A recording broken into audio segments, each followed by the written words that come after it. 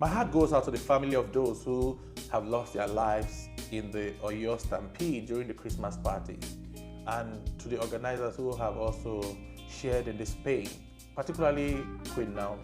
It's sad that this happened. At first glance, we would want to blame the ordeal on poor planning or crowd management, but this is deeper than what we think has happened.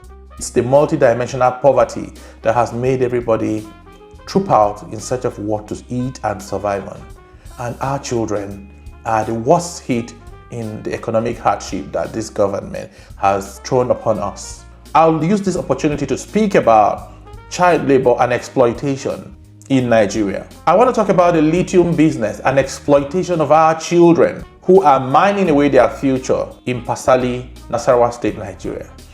Lithium is big business. A ton of lithium in international market goes between $14,000 to $20,000.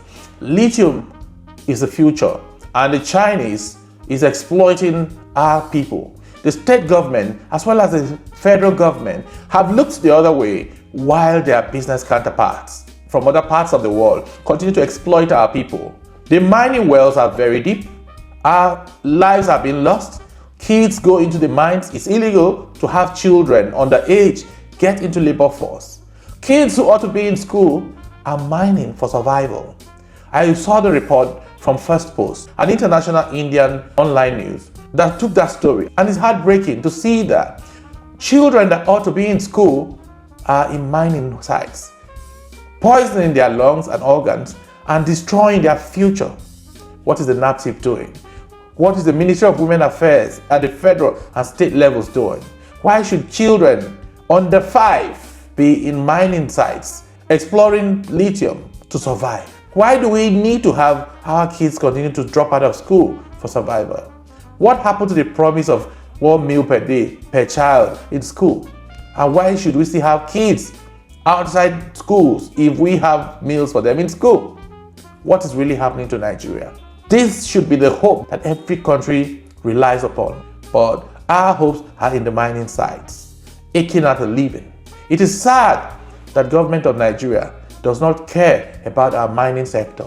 Illegal mining, particularly by Chinese, who should have no businesses anywhere close to our mining sites. Chinese are owning mining sites. Foreigners are tapping and exploiting our people. For peanuts, pitans, and next to nothing, our people are digging up and selling lithium. Why is the Chinese after the lithium at no cost? Why is the Chinese interested in exploiting our people with no significant benefits to our people?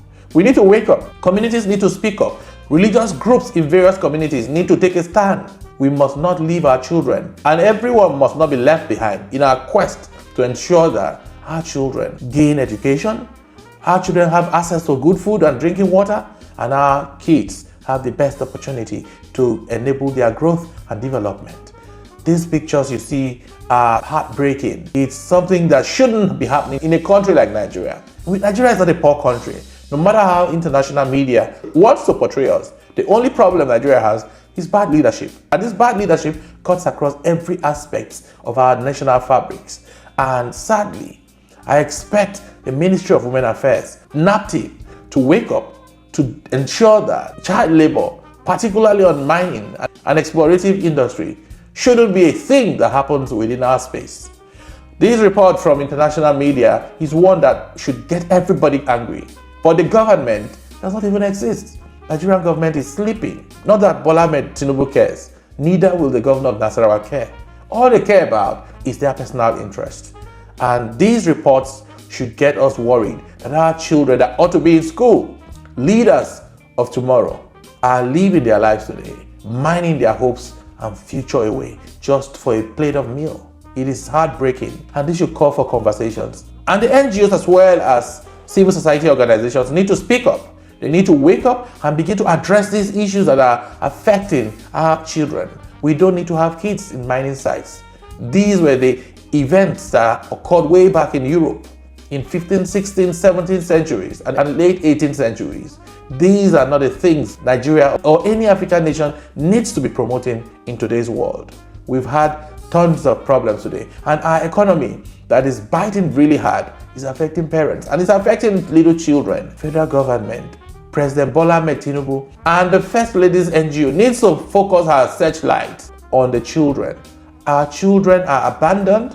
Our children are getting no care and support. There's absolutely no plan for the development of our children. And the social investment program as well. I really don't know how those interventions are really targeting these kids. If we have a 1 meal per day and interventions that addresses child poverty, that means that we shouldn't have any child carrying out any forced labor. It's sad that in Pasali local government, 5-year-old kids are digging up lithium to sell to the kids in China to develop technology. While those who are enjoying the prosperity of technology exist, those behind it will suffer. And who are those behind it? These little kids from Pasali and kids wherever we really don't know at the moment. I'd love to read your comment on this burning and sensitive issue. And I say thanks for watching.